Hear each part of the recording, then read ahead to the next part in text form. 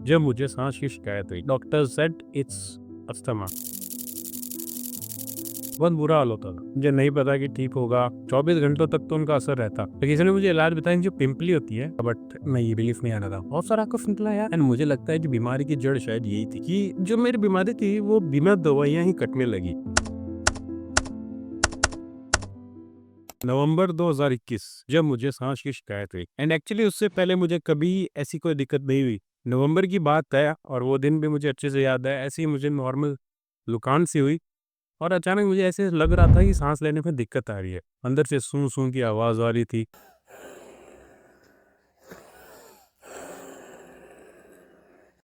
और मुझे सांस लेते समय जोर लगाना पड़ रहा था, खींचना पड़ रहा था, और जब बाहर छोड़ रहा था तो भी ऐसे जोर लगाना पड़ रहा था और उसके साथ एक सीटी जैसी आवाज आ रही थी। तो उस समय मुझे लगा कि नॉर्मल कोल्ड बुखार है और मैं मेडिकल गया, नॉर्मल जुकाम की दवाइयाँ लेके आया और मैंने 2-3 दिन दवाइयाँ ली और जो कफ सिरप है वो पी।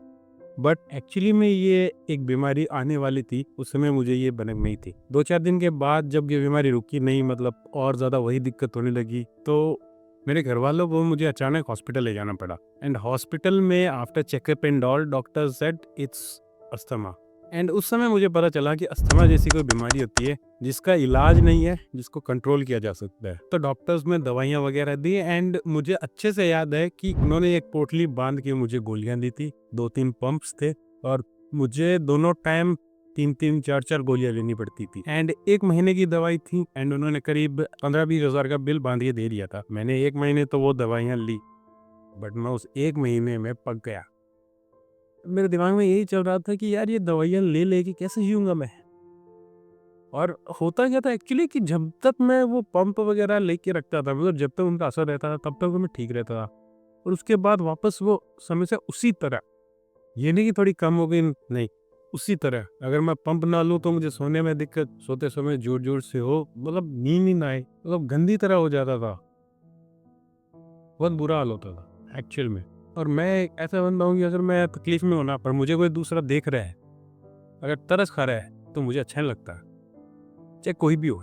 ये मेरी माइंडसेट है या मेरी साइकोलॉजी कुछ ऐसी है। मैं साइड के कमरे में चला जाता, मैं ये भी नहीं चाहता कि मेरे घर वाले मुझे देखें। बट एक उम्मीद थी शायद, मुझे नहीं पता कि ठीक होगा, नहीं होगा, बट मन में तो एक उम्मीद थी कि हो जाएगा, हो जाएगा। बट अब स्टोरी यहाँ से होती है कि 1 डेढ़ महीने के बाद जब मैंने वो दवाइयाँ ली, मतलब इतना खर्चा भी सही नहीं था, जो 15-15, 20-20 हज़ार की दवाइयाँ और अचानक ये सब होना सही नहीं लग रहा था। तो मैं और मेरे पापा ने सोचा कि चलो डॉक्टर चेंज करके देखते हैं, शायद कुछ फ़र्क आ जाए।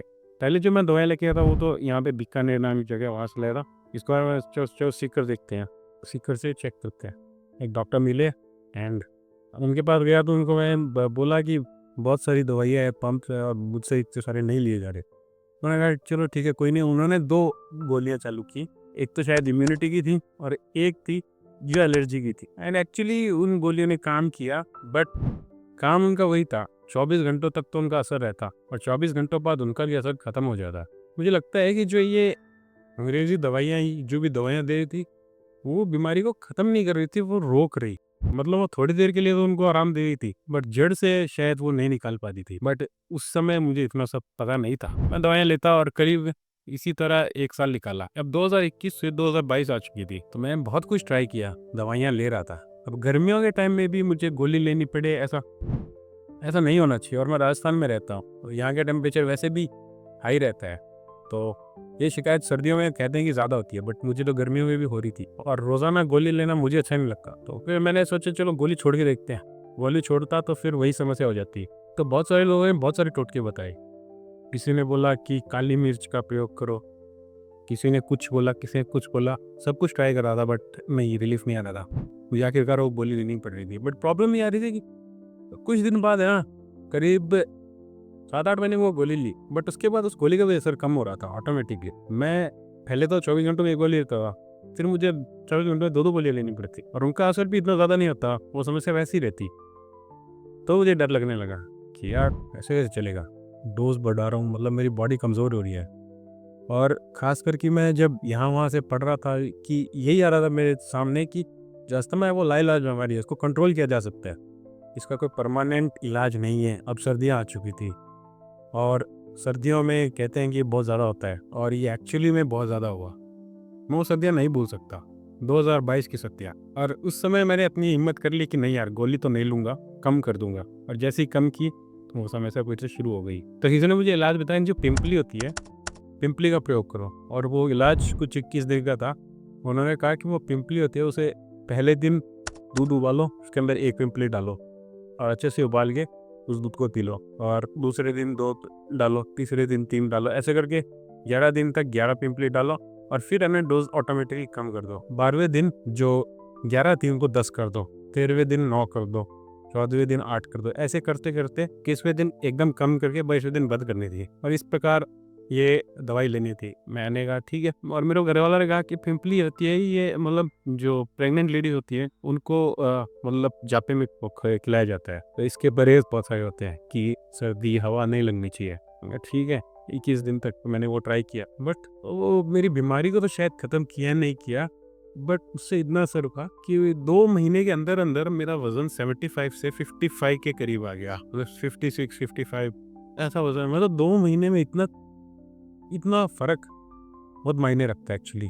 मेरी हालत एकदम ख़राब हो चुकी थी, मतलब मुझे लोग पहचान ही नहीं पा रहे थे एक्चुअली ये मैं हूँ। अचानक ये ट्रांसफॉर्मेशन हुआ, एकदम कमज़ोर। अब ये बात है 2023 फरवरी की। उस समय ये बीमारी एकदम पीक पे थी, एंड मेरी बुआ जी को शुगर थी, तो वो उसके इलाज के लिए यहाँ वहाँ आयुर्वेदिक सेंटर्स देख रहे थे। उन्होंने सुना कि आयुर्वेदिक होते हैं, वो दवाइयों की ये खपत है वो कम कर देते हैं और बीमारी को जड़ से ख़त्म कर देते हैं।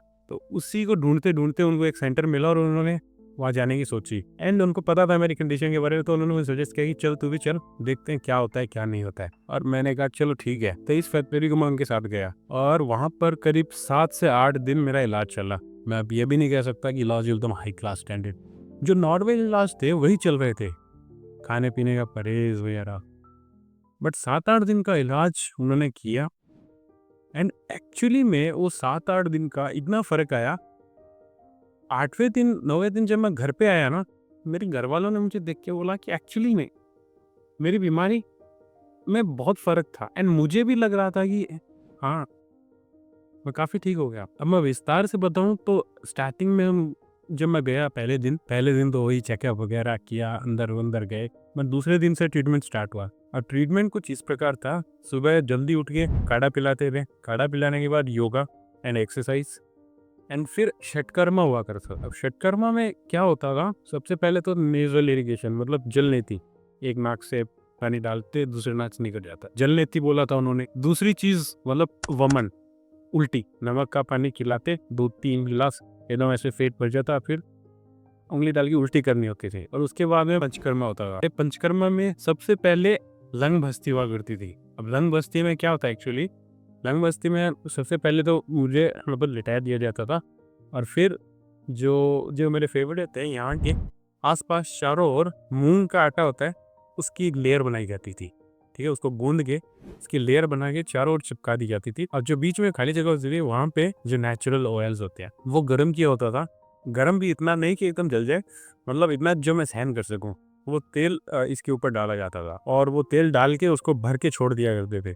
करीब इतनी ऊंची परत होती थी उस आटे की, उसके अंदर तेल डाल के उसको भर के छोड़ दिया करते थे, और करीब 20-25 मिनट तक वो ऐसे ही रहता था। और फिर वो जब तेल ठंडा हो जाता तो वो निकाल लेते, और ये 2 बार होता। ये होने के बाद में वो नाश्ते करते, नाश्ते के अंदर पहले मुझे लिटाते, फिर भाप देते, भाप देने के बाद में यहाँ से थोड़ी मालिश करके फिर 2-2 बूंद नाक में तेल डालते, और फिर नाश्ते होने के बाद में वो मुझे बोलते कि जाके कुल्ला करो। तो गर्म पानी, नमकीन पानी जिसके अंदर नमक की मात्रा ज़्यादा होती है, उससे मुझे कुल्ला करना होगा।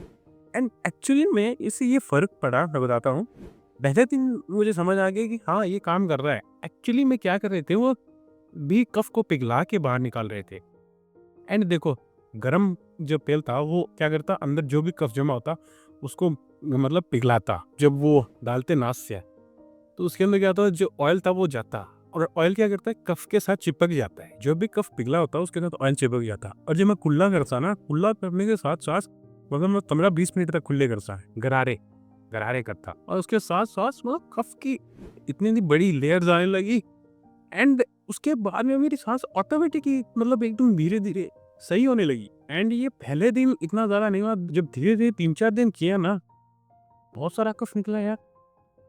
मतलब अंदर जम रखी थी लेयर्स। एंड वो जब निकली तो मुझे पता चला कि एक्चुअली बीमारी की जड़ तो ये थी। अब पंचकर्मा ये नहीं इतना ही करते हुए, इसके बाद में वो बसते हुए देते। बसते मीन्स एनिमा, और ये एनिमा सुबह भी होता था। एक्चुअली मैं बताना भूल गया, सबसे पहले जैसे वमन होता था, वमन से पहले एनिमा होता था। वो एनिमा पेट को साफ कर देता था। एंड ये सेकेंड एनिमा था, बहुत सारी जड़ी बूटी और ऑयल्स वगैरह के एनिमा ही थे। और फिर मुझे आधे एक घंटे बाद बोलते कि अब फ्री है, अब आप जाके खाना वाना खा सकते हैं। करीब 2-3 बजे दोपहर के बाद नेचुरोपैथी। अब नेचुरोपैथी में ट्रीटमेंट्स बहुत सारे थे, जिसके अंदर सबसे पहले तो मतलब पिंडली मसाज, जो पैर होते हैं, पैरों की जो पिंडलियाँ होती है उनकी मसाज होती है। अच्छे से मसाज करके उसके ऊपर गर्म पट्टी बांध दिया करते हैं। कहते हैं कि 45 मिनट तक ये पट्टी खोलनी नहीं है। इसके बाद में भाप देते, ठीक है, गर्म पानी की नॉर्मल भाप, और कुछ नहीं। पानी उबल रहा है उसकी भाप लेनी है, उसके अंदर कुछ दवाई वगैरह डालते होंगे शायद। कहते हैं कि कपूर डाला करते थे, कपूर उसके अंदर डाल के फिर उसकी भाप लेनी होती थी। और भाप लेने के बाद में एक चीज़ और करते, हल्दी, लहसुन, अदरक और प्याज, चारों को मिक्सी में पीस के उनका एक पेस्ट बनाते। उस पेस्ट को मेरी छाती के ऊपर यहाँ एकदम अच्छे से लगा देते। लगाने के बाद एक वाइट कॉटन का कपड़ा अच्छे से एकदम टाइट बांध देते, चारों ओर अच्छे से बांध के उसके ऊपर एक कपड़ा और मोटा सा जो कि अंदर से गर्म रखे वो बांध देते हैं। और ये भी मुझे 45-50 मिनट रखना था। और इससे क्या हुआ, करीब 7 दिन का इलाज था, पैकेज था। 7 दिन में 6 दिन तो उन्होंने यही किया है। और 6 दिन बाद में मतलब फर्क था मुझ में, ये नहीं कि फर्क नहीं था, कफ निकलता था। बट हो क्या रहा था, ये कफ वापस आ रहा था। क्या होता, रात को जब सोता सुबह उठता तो मतलब मुझे वही थोड़ी थोड़ी दिक्कत होती, तो वो वापस जम जाता, वापस निकालते वापस जम जाता। तो मैं फिर से उन्हीं के पास गया। ये समस्या अभी पूरी तरह गई नहीं है। तो उन्होंने कहा कि तो एक इलाज है आपका, आपको पूरी तरह अंदर से मतलब साफ करना पड़ेगा शरीर। तो उन्होंने एक ट्रीटमेंट किया, कोलोन बोला था उन्होंने, कोलोन, ये कोलोन करवाओ। तो वहीं से उन्होंने कोलोन किया। ज़्यादा बड़ी प्रोसेस नहीं होती, करीब आधे 1 घंटे की प्रोसेस होती है, बट उसके अंदर बड़ी आंत को एकदम अच्छे से साफ कर देता है। एंड यही हुआ, उन्होंने कोलोन किया। एंड मुझे लगता है ये उस कोलोन का बहुत ज़्यादा फर्क पड़ा। एंड मुझे लगता है जो बीमारी की जड़ शायद यही थी। एंड उसके बाद ही जो कफ था वो बनने कम हो गया, उसकी प्रक्रिया कम हो गई। एंड ये ट्रीटमेंट लास्ट दिन हुआ। एंड एक्चुअली इस चीज़ ने बहुत बहुत काम किया। अब ये तो हाँ था नहीं कि उसके बाद एकदम मैं ठीक हो जाऊंगा, नहीं, थोड़ा बहुत था, चल रहा था। बट उन्होंने कहा है कि अब धीरे धीरे आपकी बॉडी है ना वो रिस्पॉन्ड करने लग जाएगी, वो ट्रीटमेंट है उसका असर आने लग जाएगा। अब आपकी बॉडी ऑटोमेटिक रिकवरी मोड में आ जाएगी। मतलब अब मेरे अंदर एकदम अच्छे से हिम्मत आ चुकी थी कि नहीं भाई अब तो ठीक हो जाऊंगा, अब ज़्यादा कुछ नहीं है। एंड एक्चुअली में जब मैं घर पे आया तो मेरे घर वालों ने मुझे देखा, वो 7 दिनों के बाद जो फ़र्क दिख रहा था उनको, वो बहुत मायने रखता था। अब बात है खाने की। खाने में ये तो है नहीं कि खाने में जो मर्जी वो खाते जाओ। उन्होंने खाने की एक लिस्ट दी थी, यही खाना आपको खाना है, और खाना वगैरह सब वही देखते थे मेरा। उसके अलावा बाहर का मैं कुछ नहीं खा सकता था। तो सबसे पहले मॉर्निंग में मुझे काढ़ा पिलाया जाता था, और उन्होंने कहा था जी गिलोय का पानी पीना है, मुझे ठंडा पानी नहीं पीना। गिलोय को उबाल के वो पानी रखा करते थे, उसी का पानी पिलाया करते। फिर काढ़े के बाद नाश्ते में एक सेब बस। फिर खाने का टाइम आता तो उस समय मुझे एक एप्पल और 3-4 बादाम, 1-2 अखरोट भीगे हुए, 3-4 मुनक्का, देखा जाए तो ड्राई फ्रूट्स थे, बस, ज़्यादा कुछ नहीं, इतना ही। शाम को भी सेम चीज़ें। और दूसरे दिन उन्होंने मुझे खाने के लिए दिया, एंड वो था चने के आटे की रोटी सब्जी, जिसके अंदर ना बराबर मिर्च नमक था, बस। ये सुबह नाश्ते में सिर्फ एप्पल ही दिया गया, दोपहर में ये, शाम को भी है। और तीसरे दिन फिर से मेरा उपवास टाइप में रखा गया, मुझे ड्राई फ्रूट्स दिए गए। 7 दिन के प्रोसेस में एक दिन खाना मिलता, एक दिन ड्राई फ्रूट्स का उपवास जैसा होता। तो ये बात फूड की है, बाहर का कुछ नहीं खाना, उल्टा सीधा कुछ खाना नहीं, और वहाँ पे कुछ बाहर का मिलता नहीं था। आफ्टर ट्रीटमेंट उन्होंने मुझे खास कर कहा था कि आपको अब खाने का ध्यान रखना है, आपको बहुत सारी चीज़ों का परहेज रखना है। अगर हो सके तो आप खाना यही खाओ जो आप यहाँ पे खा रहे थे, दही, छाछ, दूध, इन सब से परहेज करो, और बाहर का कुछ भी मत खाओ। समोसा, तले हुए चीज़, ऑयली फूड्स कुछ भी नहीं खाना। और एक्चुअली देखा जाए तो मैं कई दिन तक ये चीज़ फॉलो भी की, चाय वगैरह भी उन्होंने बंद कर दी थी। आने के बाद मैं ये चीज़ 10-15 दिन तो मैंने फॉलो की। उन्होंने कहा आपको 4-5 महीने या ज़्यादा भी फॉलो करना हो सकता है। जब तक आपको ये कफ बनना है ना, ये ठीक नहीं होता जब तक आपको ये परहेज़ फॉलो करना है। धीरे धीरे आपकी बॉडी जैसे जैसे रिकवर करेगी, आप ठीक होते जाओगे, फिर आप जो मर्जी आप खा सकते हो। तो बात आती है कि क्या मैं उसके बाद एकदम ठीक हो गया, उसके बाद मुझे वो बीमारी वापस हुई नहीं? तो ऐसा नहीं है। मुझे उसके बाद भी कई कई बार ऐसी दिक्कत हुआ करती थी, बट कई कई बार, रेयरली, ज़्यादा नहीं होती। पहले तो ये था कि मुझे एनी टाइम वो दिक्कत रहती ही थी, बट अब ये था कि मुझे अब एलर्जी होती भी। एलर्जी मीन्स जब मैं दही छाछ खा लेता था तो मुझे वो समस्या आ जाती थी, बाहर का कुछ भी तला हुआ खा लेता था तो समस्या आ जाती थी। और मेरी सबसे बड़ी प्रॉब्लम ये है कि मैं परहेज़ नहीं रख पाता, मतलब मैं उल्टा-पुल्टा खा लेता, और शायद उसी की वजह से ये जो बीमारी थी ये रह रही थी, पूरी तरह जा नहीं रही थी। और ऐसे करते-करते 2024 निकला। 2024 की सर्दियों में हाँ, मुझे ये होता था एलर्जिक टाइप में, ये तभी होता था जब मैं उल्टा-पुल्टा खा लेता था। ऐसे करते-करते 2025 आ गया और मुझे अच्छे से याद है ये 2025 में मार्च महीने की बात है। उस समय बीमार भी था, मौसम चेंज हो रहा था, सर्दियाँ जा रही थी, गर्मी आ रही थी, तो कोल्ड हुआ था मुझे। एंड उस समय मैंने एक किताब के बारे में सुना, यूट्यूब पे देखा, वो थी ऑटोग्राफी ऑफ योगानंदा। हिंदी में भी है योगानंदा कथामृत करके। एंड उस किताब के अंदर दूसरे या तीसरे चैप्टर में एक स्टोरी है जहाँ पे वो क्या कहते हैं, जो योगानंद जी है वो बीमार हो जाते हैं। उनको बचपन से वो मतलब बीमारी थी। जो उनके गुरु जी है वो बताते हैं कि अगर आप अपने माइंड में ये बोले या उसको कंफर्म करा दे कि आप बीमार नहीं है, ये सारी चीज़ें हैं, ये अपने आप ठीक हो जाएगी, मेरी बॉडी उसको रिकवर करने के लिए एकदम पूरी तरह तैयार है।